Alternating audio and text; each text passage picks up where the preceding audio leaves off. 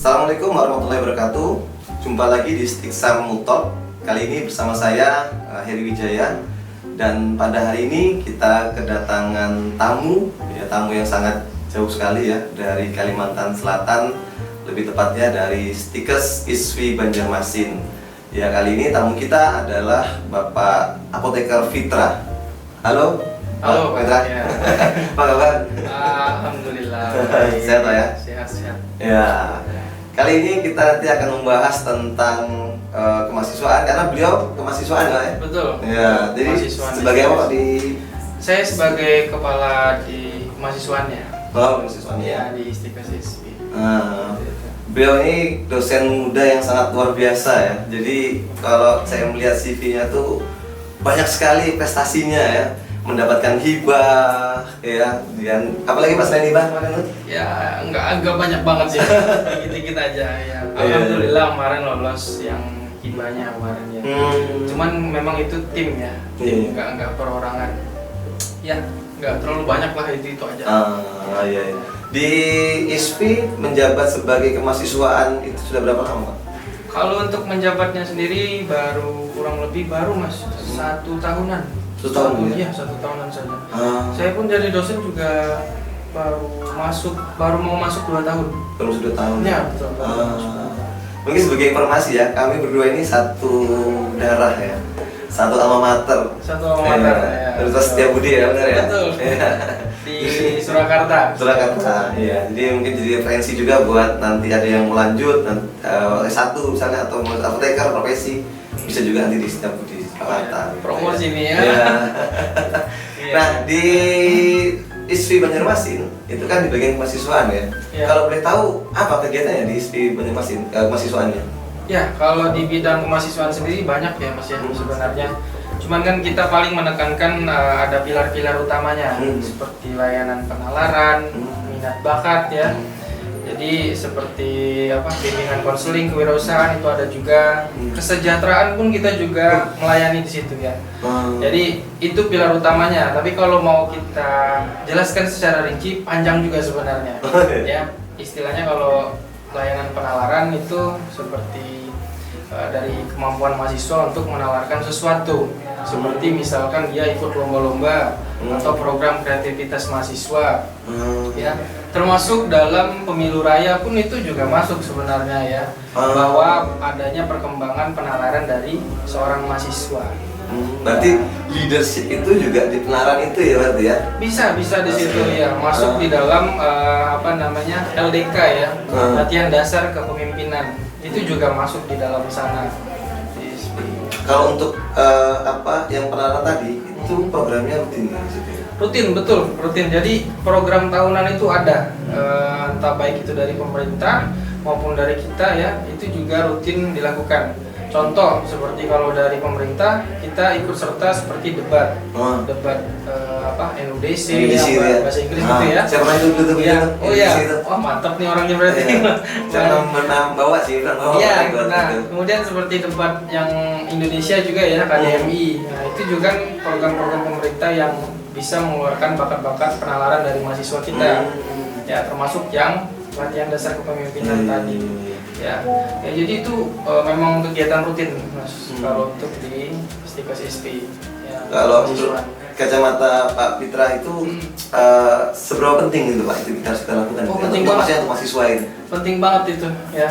Soalnya dari program-program itulah mahasiswa bisa dapat berkembang lagi ya. Jadi tidak hanya istilahnya mahasiswa kupu-kupu. Nah, apa itu kupu-kupu ini? Kuliah pulang ya. Nah, jadi kita bisa memberikan pelayanan di situ untuk mahasiswa bisa lebih berkreativitas lagi. Tapi sebenarnya tidak hanya dibatas layanan penalaran aja Mas. Contohnya seperti layanan minat bakat. Itu kan kita juga melayani sebuah seperti unit kegiatan mahasiswa, UKM. Ya. UKM itu lumayan ada ya di ISWI, tidak terlalu banyak. Apa aja itu boleh tuh? Ada 6 ya, ada 6. Ada Orange Campus Islami ya, jadi itu LDK gitu kan? Oh enggak, jadi dia itu lebih keagamaan, keislaman gitu. Jadi seperti kajian-kajian di situ. terus kemudian belajar tilawah. Itu berarti saya kayak gini ya, seperti kayak lembaga dakwah kampus lah ya, Betul, gitu. kurang lebih seperti itu ya. Nah kemudian ada lagi UKM seperti UKM Orange Campus Voice ya, dimana itu kan biasanya kita memanfaatkan untuk adanya kegiatan seperti wisuda ya, tapi nggak sampai situ aja, lomba pun kita ikutkan ya seperti itu. Jadi di situ selain paduan suara juga ada band-band seperti itu ada juga. Kemudian yang selanjutnya ada Orange Campus Dance ya, dance itu udah termasuk yang dance tradisional, dance modern ya. Tari pun juga masuk di situ. Karena kan itu juga lumayan banyak kegiatannya ya. Maksudnya setiap ada acara apa kita juga butuh kadang ya UKM tari untuk perform wisuda. Betul. Nah kemudian ada lagi UKM Sport. Nah ini idaman cowok-cowok ini ya. Nah, jadi UKM Sport itu cukup banyak jadi satu seperti itu Mas, seperti futsal, badminton, basket, di situ udah jadi satu semua. Cuman nanti paling ada pergerakan baru lagi seperti main voli dan lain-lain ya, mungkin masih tahap proses lah ya. Nah kemudian ada UKM ini yang terbaru, UKM OCRD, Orange Campus Research and Development. Ya ini agak berat namanya sebenarnya ya. Cuman pada intinya kenapa UKM ini ada itu karena memang persiapan kita buat mahasiswa-mahasiswa yang kadang males buat belajar seperti itu ya, kita berikan pelayanan itu. Jadi ketika ada lomba pun kita udah ready juga orangnya seperti itu ya. Nah kemudian manfaat lebihnya juga adalah kan mahasiswa akhir pasti bakal menulis skripsi untuk D3 KTI ya. Nah itu juga bisa belajar duluan ketimbang mahasiswa-mahasiswa yang tidak bergabung ya. Jadi siap lah ya. Betul. Jadi manfaatnya cukup banyak lah Mas kalau untuk yang OCRD tadi. Kemudian yang terakhir itu ada Orange Campus, sebentar tadi udah berapa ya, 1, 2. Oh benzentografi. Ya benzentografi ini sesuai namanya sih ya. Jadi dia lebih mengarah ke video, editing foto, cara pelatihan membuat sertifikat dan lain-lain, poster gitu ya. Nah jadi itu menurut saya cukup bermanfaat UKM itu. Kenapa? Karena ketika ada acara ataupun apapun itu ya, seperti seminar dan wisuda, itu kita selalu libatkan UKM-nya. Dan ketika memang ada lomba juga nanti, ketika lomba poster dan lain-lain, itu kita ada mahasiswanya, kita ready gitu. Nah yang paling satu lagi itu latihan pembuatan sertifikat. Ya, sertifikat itu pasti selalu digunakan. Betul. Baik itu banyak kegiatannya itu. Iya betul. Seminar, workshop, pelatihan itu kita limpahkan ke mereka agar tercakup di dalam satu UKM itu saja untuk pembuatan sertifikatnya. Jadi itu aja sih kalau di ISPI UKM-nya nggak terlalu banyak, cuman ya alhamdulillah lah ya buat buat proses perkembangan mahasiswanya. Ya, kalau gitu. Mas Fitra ada ikut ini UKM itu ada ikut? Oke, maksudnya pembina seperti itu. Ya. Jadi kalau pembina itu memang kita udah bagi rata Mas. Jadi ada dosen juga, ada juga tenaga pendidik yang menjadi pembina.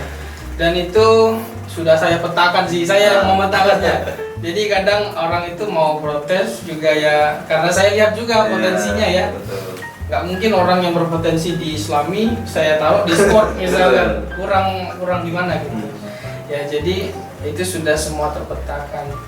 Kemudian saya lanjut lagi ya layanan ya. Jadi layanan di ISPI itu ada lagi yang namanya bidang kesejahteraan ya.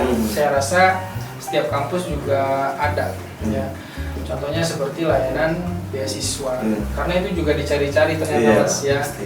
Dan mahasiswa-mahasiswa baru itu juga pasti banyak mencari hal-hal seperti itu. Apakah di kampus ini ada beasiswa? Itu kan jadi pertanyaan ya. Nah, itu jadi bahan promosi juga kadang-kadang tuh kalau kita lagi mencari lagi promosi kampus kan. Betul ya. Jadi itu mencakupnya bisa kemana-mana. Dan itu yang melayani memang kemahasiswaan kebetulan ya, dari layanan kesejahteraan. Seleksinya pun juga dari mahasiswaan ya? Betul. Ya, apalagi yang baru-baru ini Mas seperti seleksi KIP ya. Itu kita yang melayani.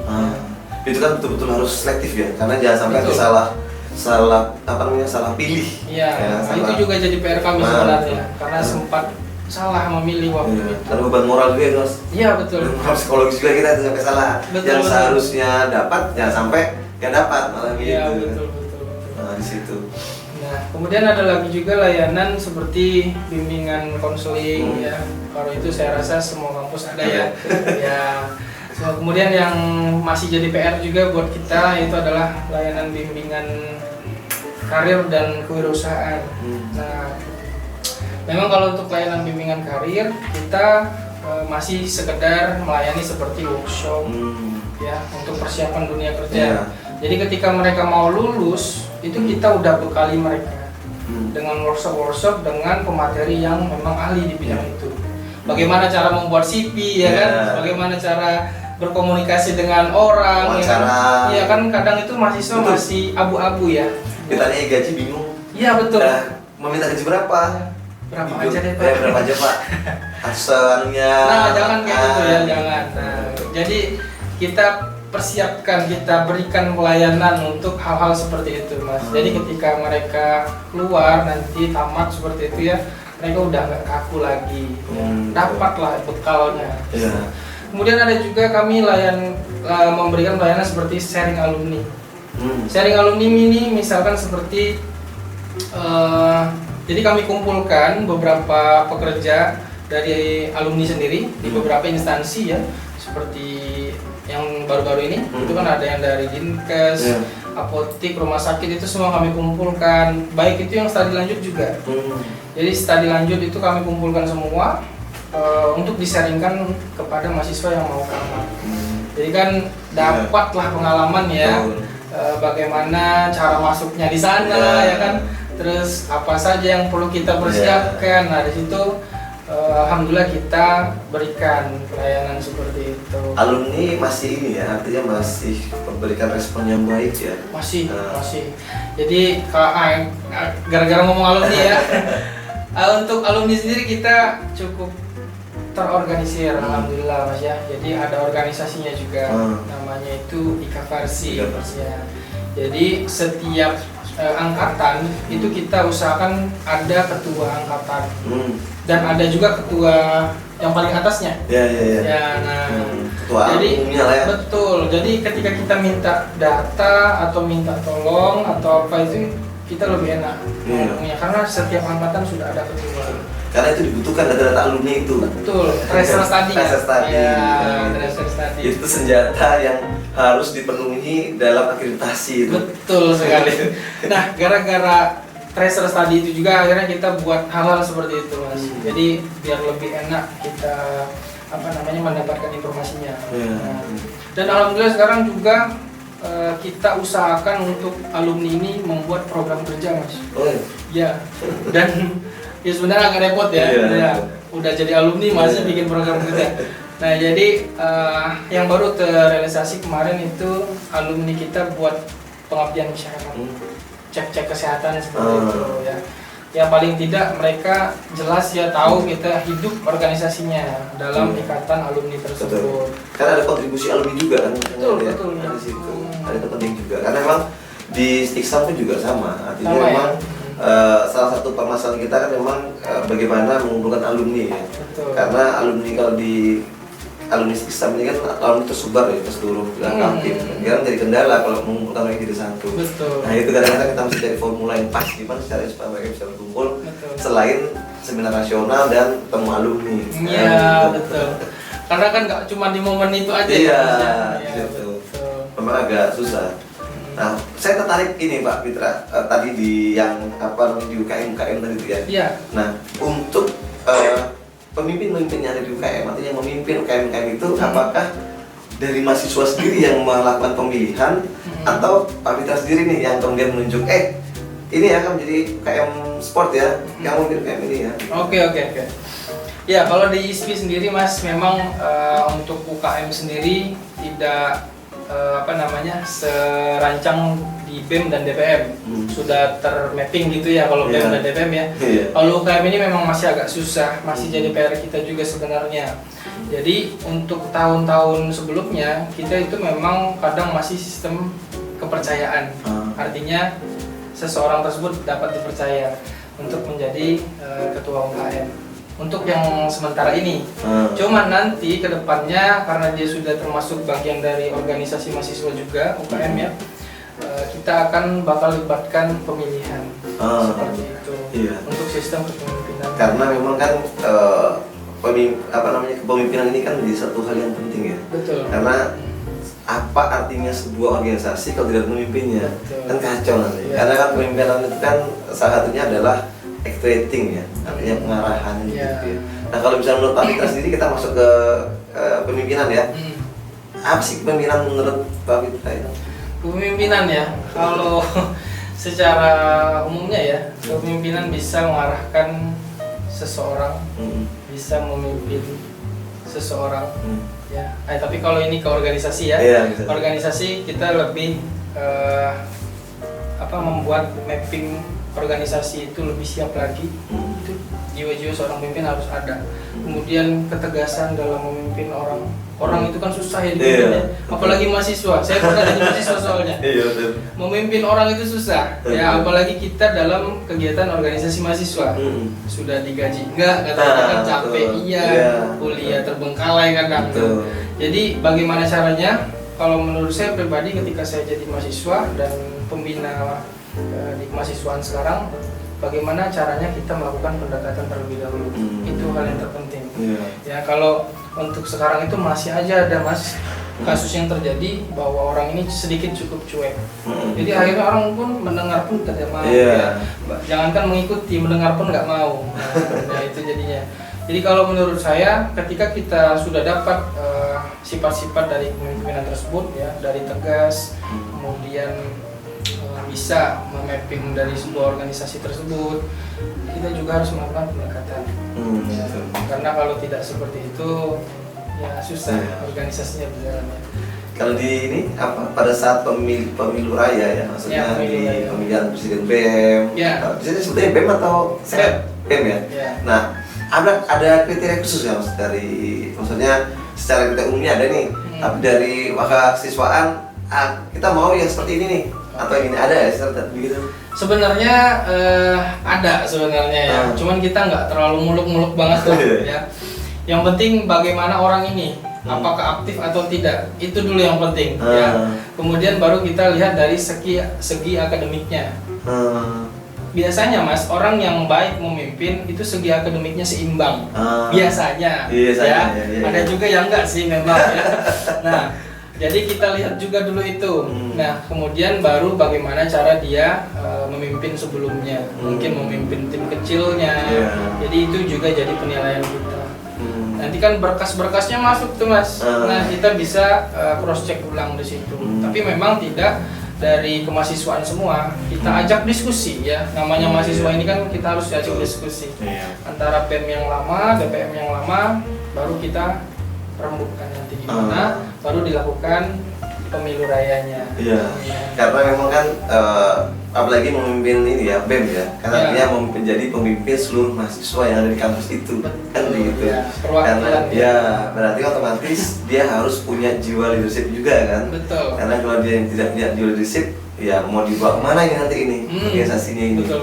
Yang ada bisa jadi tidak berjalan, kemudian juga mungkin tidak bisa mengaspirasi anggota-anggotanya, kan betul, gitu. Artinya anggota yang butuh apa mungkin tidak sampai ke Pak Fitra ini. Betul. Ya, gitu. Betul. Kan penyambung lidahnya kan di BEM itu ya, di situ. Nah, saya pikir hal yang sangat penting ya. Tapi sebelum kita lanjutkan Pak Fitra, kita akan menyaksikan ini ya video-video tayangan dari wawancara tim media dengan para mahasiswa. Nanti kita juga melihat dan mengomentari terkait dengan video ini. Seperti itu. Gitu ya. Untuk pertanyaan pertama nih Kak, sebelumnya pernah dengar nggak sih istilah tentang leadership? Pernah, saya pernah dengar. Iya, pernah. Pernah, saya sering sekali mendengar istilah leadership. Pernah dengar. Untuk pertanyaan kedua, bisa jelasin nggak sih Kak, leadership itu seperti apa? Menurut saya, leadership itu bisa dibilang juga sebagai good leader. Artinya dia punya jiwa kepemimpinan yang dimana seseorang dia punya keterampilannya Menurut saya leadership itu seseorang yang memiliki skill untuk menuntun anggota-anggotanya supaya jalan menuju jalan yang lebih benar, lebih tepat lagi. Menurut saya sendiri, leadership itu kemampuan individu untuk memimpin suatu kelompok atau dirinya sendiri. Leadership itu seorang pemimpin yang memimpin anggotanya untuk mengemban amanah serta bertanggung jawab apabila memiliki anggota dan memotivasi anggota-anggotanya. Bagaimana sih biar anggotanya itu termotivasi? Pertanyaan selanjutnya, kenapa sih kita butuh banget nih seseorang yang punya jiwa leadership yang baik? Menurut saya kita perlu leadership di diri kita karena kita nggak mesti buat mimpin orang lain, tapi bisa buat mimpin kita sendiri juga kehidupan sehari-hari. Gitu sih, Kak. Menurut saya memang perlu sih, karena tidak semua orangnya bisa mempunyai jiwa leadership, karena itu dia tanggung jawab yang luar biasa. Karena kalau misalkan leadership yang nggak baik itu nanti salah jalannya gitu, nanti tujuannya salah, nanti bagaimana mereka yang anak buahnya ini ke depannya itu salah jalan, jadi harus yang benar juga sih.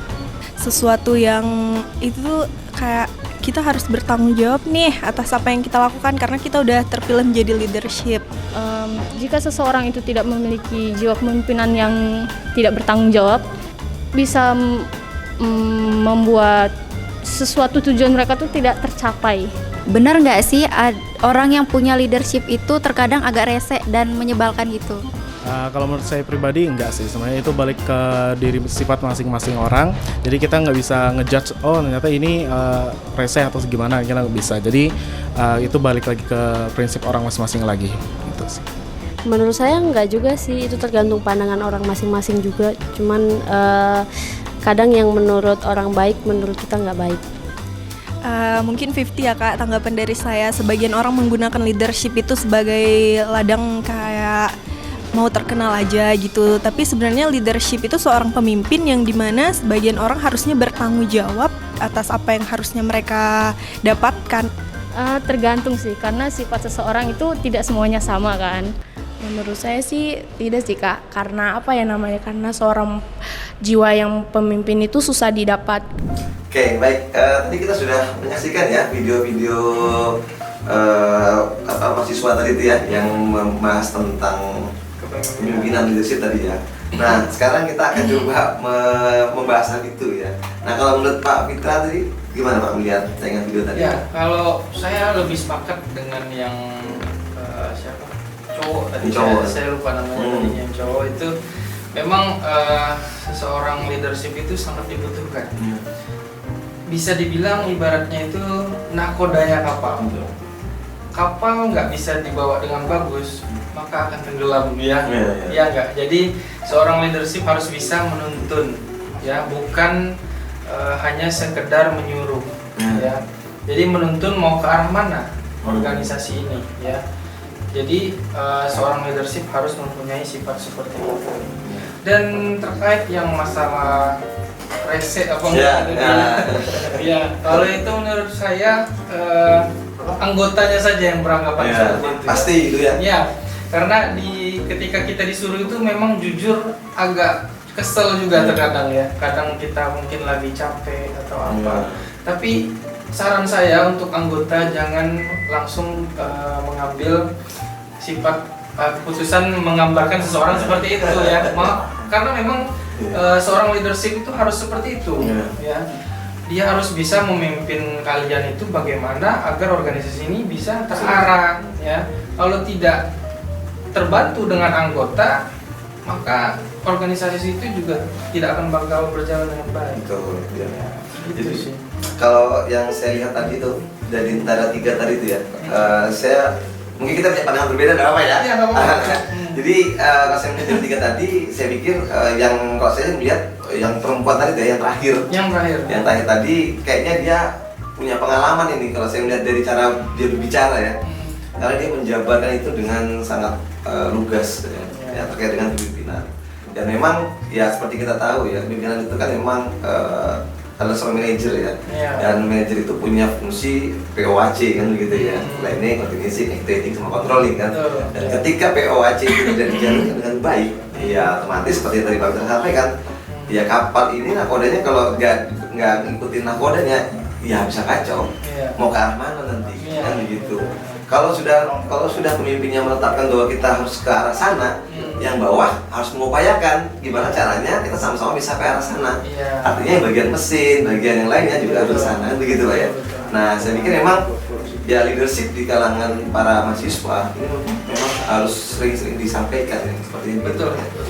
Supaya tidak tidak jadi bahan yang mereka tidak mendapatkan apa-apa. Artinya mereka bisa terapkan, mereka bisa aplikasikan, karena kelak mereka ini kan kita akan mendidik mereka jadi pemimpin. Betul. Begitu ya. Apalagi para mahasiswa nih, apalagi masih S1 kan. Iya. Mahasiswa S1 itu kan nanti kalau dia lulus kan jadi apoteker ya. Iya. Apoteker itu kan manajer nanti dia jatuhnya. Betul. Nah, Iya. gitu. Nah, belajarnya dia itu ya di kampus ini menjadi seorang pemimpin tadi. Leadershipnya dia ya di sini dia bisa jadi belajarnya. Nah, kayak gitu. Ya, itu saran buat mahasiswa ya. Emang mahasiswa ini Mas, ya kita pernah jadi mahasiswa juga ya. Pernah jadi apa? Pernah ikut BEM? Pernah ikut BEM waktu Pernah ya? itu ya. Jadi masih abu-abu memang ya, apalagi kita emosional ya, Iya, itu betul, tinggi betul. sekali. Jadi memang leadership ini kita yang sebagai pembina ataupun dosen di kampus tersebut memang harus membantu mengarahkan terkadang. Betul. Karena memang kita memberikan keputusan ke mereka untuk memberi memberikan keputusan ya. Tapi kita tetap kontrol mereka ya, arahkan yang mana yang memang lebih baiknya. Kita ini ibaratnya seperti Waka3 itu seperti Dewan Penasehat ya. Iya.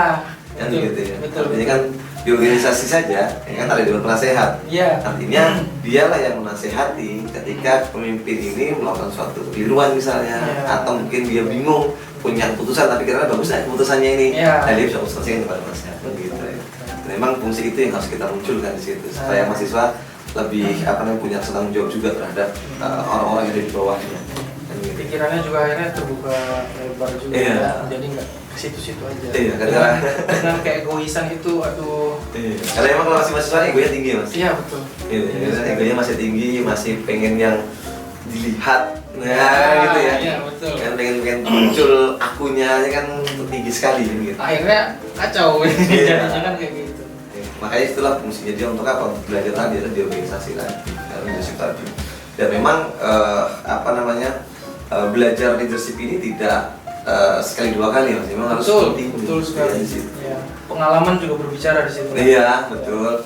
Tidak cuma sekedar ikut LDK tadi ya, yang dasar pimpinan tadi kemudian jadi memimpin kan tidak ya, gitu ya. Itu kan baru dasarnya. Iya. Apalagi sifat seseorang itu beda-beda. Kadang ada yang mudah diatur, kadang ada yang susah juga kan. Ya gimana ya? Pengalaman memang harus berbicara di situ. Jadi nggak bisa sekali dua kali. Iya. Dan memang kan ketika kita menjadi seorang pemimpin itu kan kita juga harus bisa mengayomi juga ya. Artinya bisa mengayomi, bisa membimbing juga. Nah, seorang mahasiswa ketika jadi seorang pemimpin, ya dia juga harus bisa seperti itu. Nah itu ya. Tidak cuma sekedar tunjuk asal tunjuk ya. Nah kalau dia nanti tunjuk asal tunjuk, ya, ibarat kata nanti seperti yang tadi disampaikan tadi ya. Apakah bisa seperti yang tadi ya? Apakah orang yang punya di situ akan membuat rasa kesal? Ya mungkin bisa jadi akan muncul kalau dia memimpinnya dengan cara yang ceroboh, kan gitu ya. Betul. Jadi gimana kalau di Stinges ISPI itu kegiatan-kegiatan yang berhubungan dengan leadership itu selain LDK tadi berarti ada apa lagi Pak? Ya kalau untuk dalam sebuah program ya memang kita cuma LDK Mas. Cuman ketika setiap ada kegiatan dan lain-lain itu selalu saya bina atau briefing bahwa yang menjadi ketua panitia paling tidak itu harus berubah-ubah. Jadi tidak hanya orang-orang itu saja. Jadi kita bisa merasakan semua tuh ya. Dan kalau misalkan masalah jam terbang ya itu tergantung mahasiswanya lagi. Kan karena per periode juga ya. Untuk BM DPM seperti itu ya, kalau bisa ya ikut terus kalau untuk mendapatkan jam terbang yang cukup banyak. Karena belajar di situ kan? Ya, betul. Belajarnya adalah di kegiatan tadi. Karena kalau misalnya orang itu aja, ya nggak ada memberi kesempatan sama yang lain. Iya, yang lain itu kadang cuma numpang nama aja Mas. Nah, nimbrung dia. seringnya tuh begitu tuh. Iya. Ya. harapan kita kan semua orang mampu ya. Ya walaupun di dunia ini tidak semua jadi pemimpin ya. Betul, Ya. betul. Nah paling tidak dia bisa lah untuk bekerja sama tim ya, dan apa namanya mengajak timnya itu jadi lebih baik lagi. Betul, betul. Ketika kita berbicara tentang leadership atau kepemimpinan tadi ya, kalau menurut Pak Fitra tadi apa sih syarat minimal yang menjadi seorang pemimpin itu? Syarat minimal ya. Iya. Artinya Berat juga ini. kalau ya artinya di tingkat mahasiswaan aja, Ya. tidak sampai ke tingkat presiden gitu. Oke. Artinya kalau menurut pandangan Pak Fitra itu mahasiswa harus punya apa? Punya skill apa? Apakah skill berbicara saja cukup? Ataukah perlu skill yang lain? Misalnya berpikir, pola pikirnya misalnya, atau mungkin sikapnya juga kah dari cara dia gaya pemimpin. Seperti itu. Ya, sebenarnya dari yang semua Mas sebutkan tadi itu harus ada sebenarnya. Tapi kan kita tidak terlalu muluk-muluk ya. Pasti seseorang itu ada kekurangannya. Nah, jadi yang paling utama memang kalau kita pilih atau kita calonkan seperti itu ya, itu orang yang memang bisa merasa dihargai dulu di situ.